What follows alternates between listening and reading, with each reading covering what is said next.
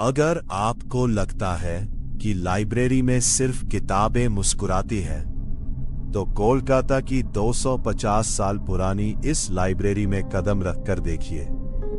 यहां पन्नों को आप नहीं पलटते, कोई और पलटता है। नेशनल लाइब्रेरी कोलकाता, दिन में इतिहास और ज्ञान का गढ़, लेकिन रात होते ही खौफ का अड्डा।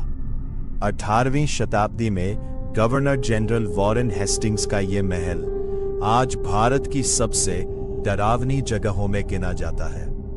लोग कहते हैं कि यहां आज भी हेस्टिंग्स की पत्नी लेडी हेस्टिंग्स की आत्मा घूमती है।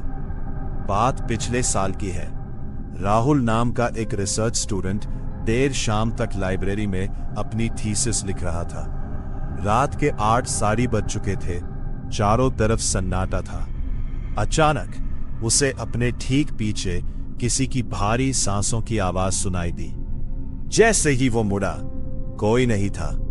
उसने नजरें उठाई तो देखा कि खाली पड़ी कुर्सियां अपने आप हिल रही थी। हवा में एक अजीब पुरानी इत्र की महक फैल गई। राहुल डर के मारे पसीने से तरबतर हो गया। वो अपना सामान समेट ही रहा था कि अचानक एक दीवार के पीछे से किसी के हील्स पहनकर चलने की आवाज आने लगी। टप टप टप। आवाज धीरे धीरे राहुल की मेज की तरफ बढ़ रही थी। राहुल हिम्मत करके उस तरफ बढ़ा जहां से आवाज आ रही थी। वहां एक बंद दरवाजा था जिसे दशकों से खोला नहीं गया था। अचानक वो भारी दरवाजा अपने आप खुल गया। अंदर एक गुप्त कमरा था, पूरी तरह धूल से भरा।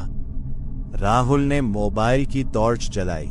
सामने एक विशाल आईना था, लेकिन जैसे ही राहुल ने आईने में देखा, उसकी चीख निकल गई। आईने में उसका अपना कोई अक्स रिफ्लेक्शन नहीं था, बल्कि उसकी जगह एक 18वीं सदी के लिबास में औरत खड़ी थी, जो मुस्कुराते हुए सीधे राहुल की आंखों में घूर रही थी। राहुल वहां से भाग निकला, लेकिन उस रात के बाद से वो फिर कभी किसी लाइब्रेरी में नहीं गया। आर्कियोलॉजिकल सर्वे ऑफ इंडिया ने भी बाद में इस लाइब्रेरी में एक गुप्त कमरा मिलने की पुष्टि की थी, जिसका कोई दरवाजा बाहर से दिखता ही नहीं था। आज भी लाइब्रेरी के नाइट गार्ड्स कहते हैं कि अगर आप देर रात तक वहां रुकें, तो आपको किताबों के पन्ने पलटने और किसी के रोने की साफ आवाजें आती है। क्या आप कभी कोलकाता की इस खौफनाक लाइब्रेरी में जाने की हिम्मत करेंगे? अपनी राय कमेंट में जरूर बताएं।